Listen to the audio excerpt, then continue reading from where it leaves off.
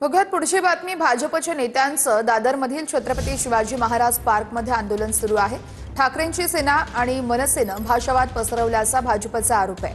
मराठी हिंदी वादात कल्याणच्या अर्णवची आत्महत्या आणि त्यानंतर आता हे आंदोलन केलं जात आहे। तर भाजपच्या आजच्या आंदोलनाला मनसेकडून देखील प्रत्युत्तर देण्यात आलेलं आहे। मनसे नेत्यांकडून वाजपेयींच्या प्रतिमेला अभिवादन करण्यात आलंय।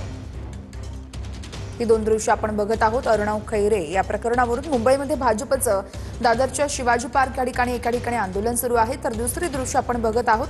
भाजपच्या आंदोलनाला मनसेकडून देखील आता प्रत्युत्तर देण्यात आलेलं आहे।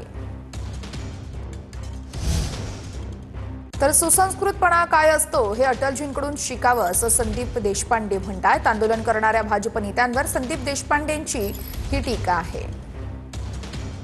एकीकडे बाळासाहेबांच्या स्मृतीस्थळावरती भाजपकडून आंदोलन केलं जाते, मुक आंदोलन केलं जाते, परंतु त्यांचं म्हणणं आहे की भाषिक वाद जो आहे तो ठाकरे बंधू करतायत आणि त्यांना सुदबुद्धी द्यावी यासाठी त्या ठिकाणी त्यांचं आंदोलन सुरू आहे। मुळात असं आहे की अटल बिहारी वाजपेयी हे भारतीय जनता पक्षाचे अत्यंत सुसंस्कृत असे नेते होते आणि सुसंस्कृतपणा काय असतो हे मला असं वाटतं भारतीय जनता पक्षाला शिकवण्याचं काम या अटलजींनी केलेलं आहे। ते म्हणतात की भाषिक आणि प्रांतीय वाद दोन्ही कसे म्हणताय, कोणी निष्कर्ष काढला? हा पोलिसांनी काढला का निष्कर्ष की बाबा हा भाषिक याच्यामुळे झालाय? पोलिसांनी निष्कर्ष काढला का तपास करून? त्याच्या आधी एवढी कसली घाई आहे? नीचपणाचा कळस आहे। ज्या साधूचा खून झाला त्या खुनाचा आरोपी त्याला भारतीय जनता पक्षात घेता तुम्ही, तेव्हा तुम्हाला सुबुद्धीची आठवण नाही झाली?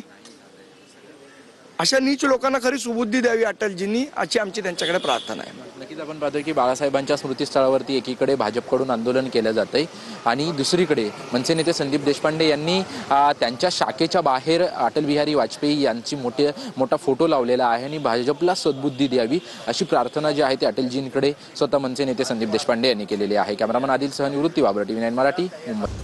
बातमी साताराच्या राजकारणातून आहे। सातारा नगरपालिकेमध्ये शिवेंद्रसिंह राजेंचे उमेदवार बाळासाहेब खंदारे बिनविरोध आलेले आहेत। प्रभाग क्रमांक 13 मधून बाळासाहेब खंदारेंची बिनविरोध निवड झालेली आहे।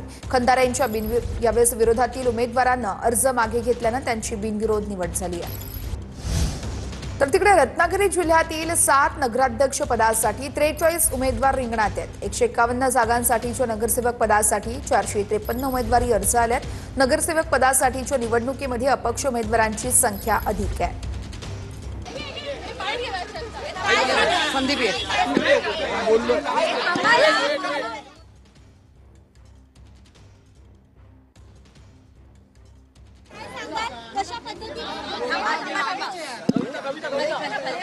तर आपण पाहतोय भाजपच्या आंदोलनाला मनसेकडून आणि ठाकरेंच्या सेनेकडून उत्तर दिलं जात आहे। किशोरी पेडणेकर वाजपेयींना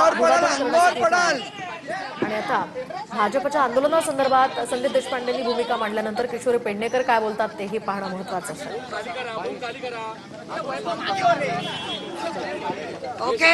ओके विचारा।